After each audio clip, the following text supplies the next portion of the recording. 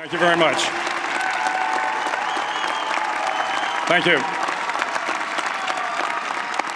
Well, thank you, President Powers, Provost Fenves, deans, members of the faculty, family and friends, and most importantly, the class of 2014. It is indeed an honor for me to be here tonight. It's been almost 37 years to the day that I graduated from UT. I remember a lot of things about that day. I remember I had a throbbing headache from a party the night before.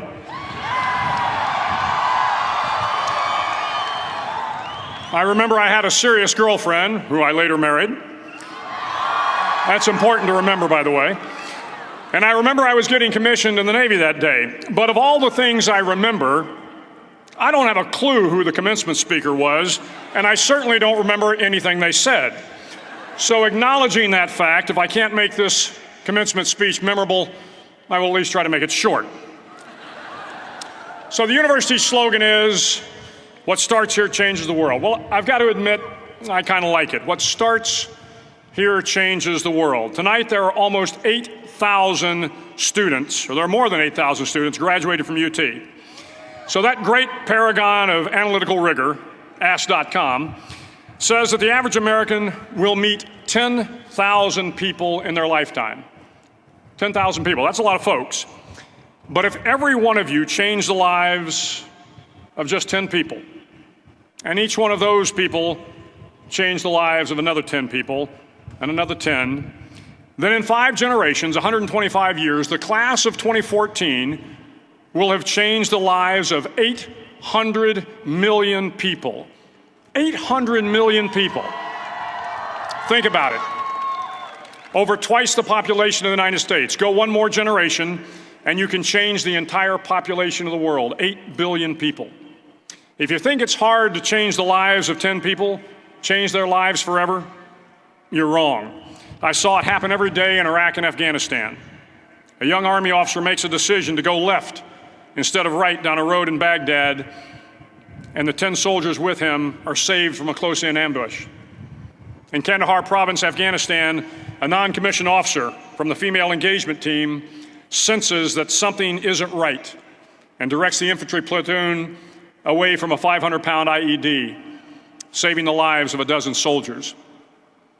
But if you think about it, not only were those soldiers saved by the decisions of one person, but their children were saved, and their children's children.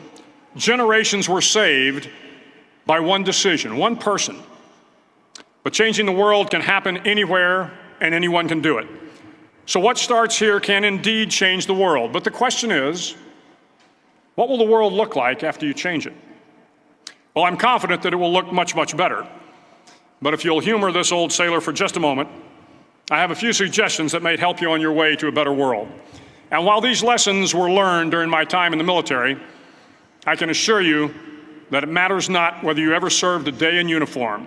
It matters not your gender, your ethnic or religious background, your orientation, or your social status. Our struggles in this world are similar, and the lessons to overcome those struggles and to move forward, changing ourselves and changing the world around us, will apply equally to all. I've been a Navy SEAL for 36 years. But it all began when I left UT for basic SEAL training in Coronado, California. Basic SEAL training is 6 months of long, torturous runs in the soft sand, midnight swims in the cold water off San Diego, obstacle courses, unending calisthenics, days without sleep, and always being cold, wet, and miserable. It is 6 months of being constantly harassed by professionally trained warriors who seek to find the weak of mind and body and eliminate them from ever becoming a Navy SEAL. But the training also seeks to find those students who can lead in an environment of constant stress, chaos, failure, and hardships. To me, basic SEAL training was a lifetime of challenges crammed into 6 months. So here are the 10 lessons I learned from basic SEAL training that hopefully will be of value to you as you move forward in life. Every morning in SEAL training, my instructors, who at the time were all Vietnam veterans, would show up in my barracks room, and the first thing they'd do was inspect my bed. If you did it right, the corners would be square, the covers would be pulled tight, the pillow centered just under the headboard, and the extra blanket folded neatly at the foot of the rack. It was a simple task, mundane at best, but every morning we were required to make our bed to perfection. It seemed a little ridiculous at the time, particularly in light of the fact that we were aspiring to be real warriors, tough, battle-hardened SEALs. But the wisdom of this simple act has been proven to me many times over. If you make your bed every morning, you will have accomplished the first task of the day. It will give you a small sense of pride, and it will encourage you to do another task, and another, and another. And by the end of the day, that one task completed will have turned into many tasks completed. Making your bed will also reinforce the fact that the little things in life matter. If you can't do the little things right, you'll never be able to do the big things right. And if by chance you have a miserable day, you will come home to a bed that is made, that you made. And a made bed gives you encouragement that tomorrow will be better. So if you want to change the world, start off by making your bed. During SEAL training, the students are all broken down into boat crews. Each crew is 7 students, 3 on each side of a small rubber boat, and 1 coxswain to help guide the dinghy. Every day, your boat crew forms up on the beach and is instructed to get through the surf zone and paddle several miles down the coast. In the winter, the surf off San Diego can get to be 8 to 10 feet high, and it is exceedingly difficult to paddle through the plunging surf unless everyone digs in. Every paddle must be synchronized to the stroke count of the coxswain. Everyone must exert equal effort, or the boat will turn against the wave and be unceremoniously dumped back on the beach. For the boat to make it to its destination, everyone must paddle. You can't change the world alone. You will need some help. And to truly get from your starting point to your destination takes friends, colleagues, the goodwill of strangers, and a strong coxswain to guide you. If you want to change the world, find someone to help you paddle.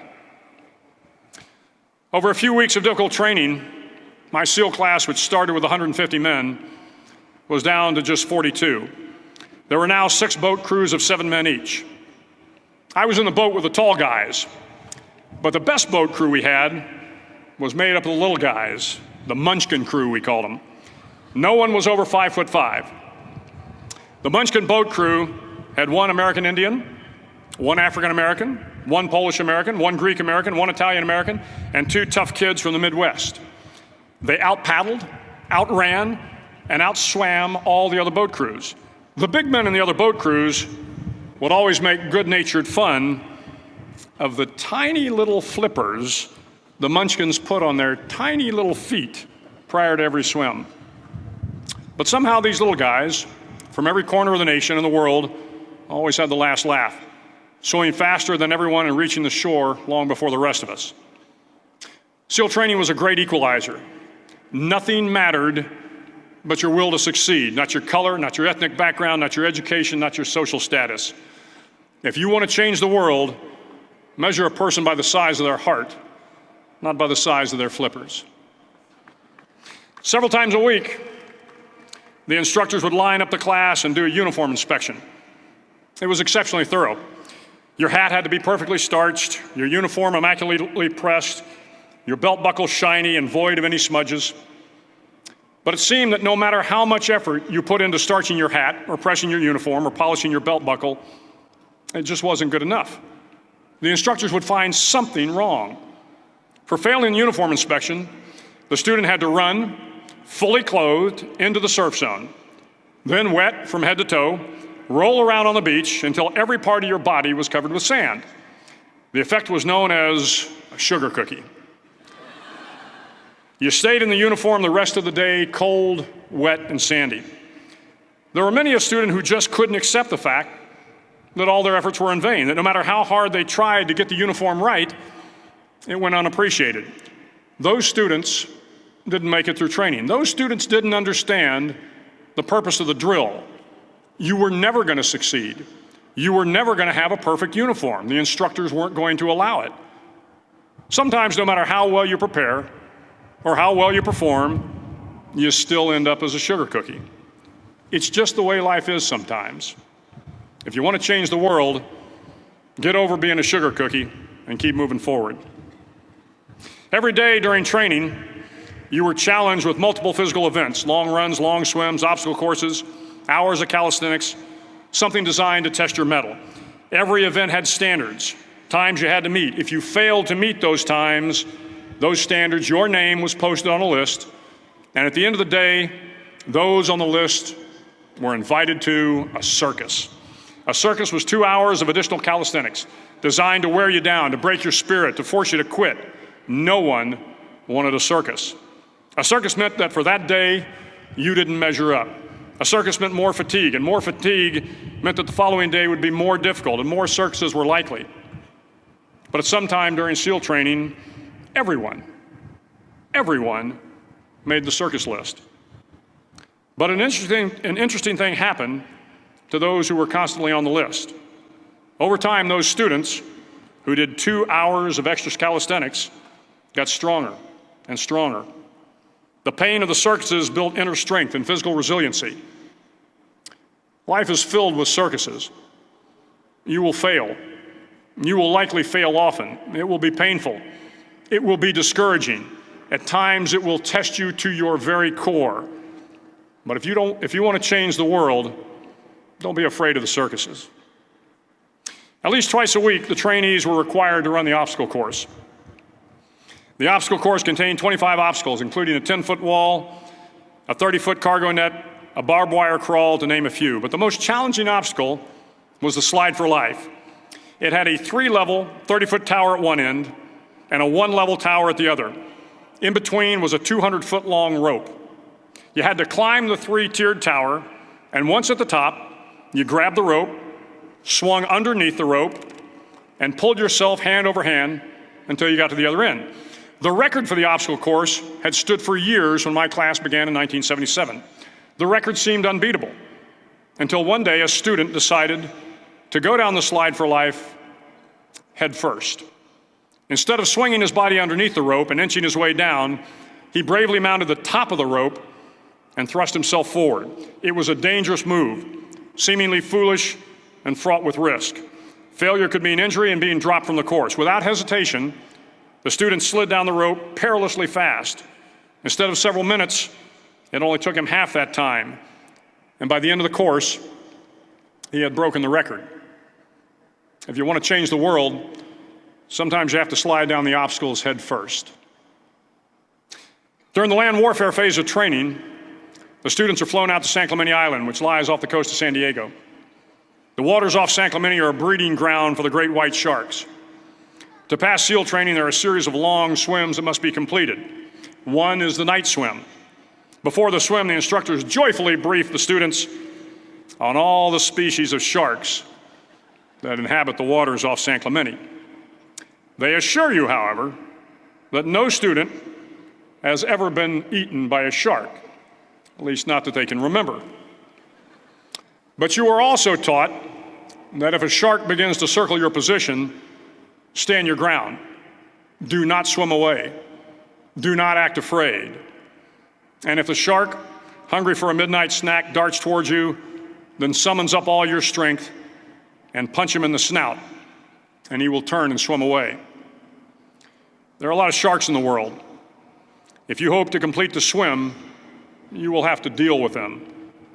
So if you want to change the world, don't back down from the sharks. As Navy SEALs, one of our jobs is to conduct underwater attacks against enemy shipping. We practice this technique extensively during training. The ship attack mission is where a pair of SEAL divers is dropped off outside an enemy harbor and then swims well over 2 miles underwater, using nothing but a depth gauge and a compass to get to the target. During the entire swim, even well below the surface, there is some light that comes through. It is comforting to know that there is open water above you. But as you approach the ship, which is tied to a pier, the light begins to fade. The steel structure of the ship blocks the moonlight. It blocks the surrounding street lamps. It blocks all ambient light. To be successful in your mission, you have to swim under the ship and find the keel, the center line, and the deepest part of the ship. This is your objective.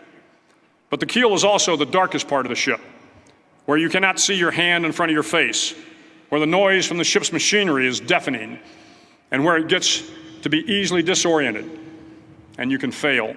Every SEAL knows that under the keel, at that darkest moment of the mission, is a time when you need to be calm, when you must be calm, when you must be composed, when all your tactical skills, your physical power, and your inner strength must be brought to bear. If you want to change the world, you must be your very best in the darkest moments. The 9th week of training is referred to as Hell Week.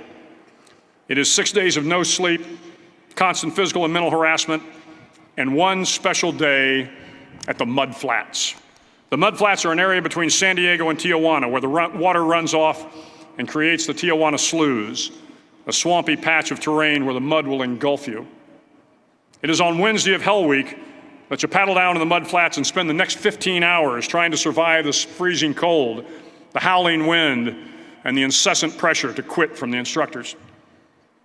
As the sun began to set that Wednesday evening, my training class, having committed some egregious infraction of the rules, was ordered into the mud. The mud consumed each man till there was nothing visible but our heads. The instructors told us we could leave the mud if only 5 men would quit. Only 5 men, just 5 men, and we could get out of the oppressive cold. Looking around the mud flat, it was apparent that some students were about to give up. It was still over 8 hours till the sun came up. 8 more hours of bone-chilling cold. The chattering teeth and the shivering moans of the trainees were so loud, it was hard to hear anything. And then one voice began to echo through the night. One voice raised in song. The song was terribly out of tune, but sung with great enthusiasm.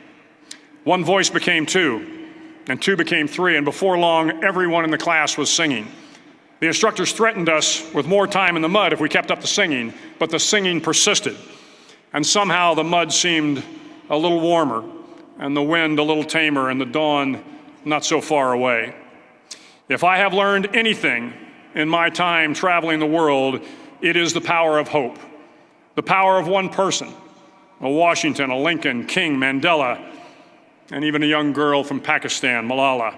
One person can change the world by giving people hope. So if you want to change the world, start singing when you're up to your neck in mud. Finally, in SEAL training, there's a bell. A brass bell that hangs in the center of the compound for all the students to see. All you have to do to quit is ring the bell.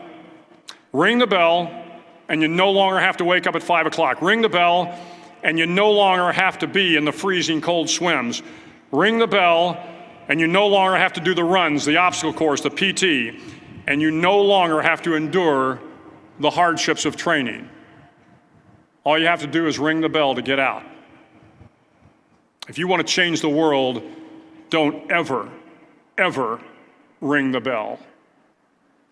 To the class of 2014, you are moments away from graduating, moments away from beginning your journey through life, moments away from starting to change the world for the better. It will not be easy, but you are the class of 2014, the class that can affect the lives of 800 million people in the next century. Start each day with a task completed.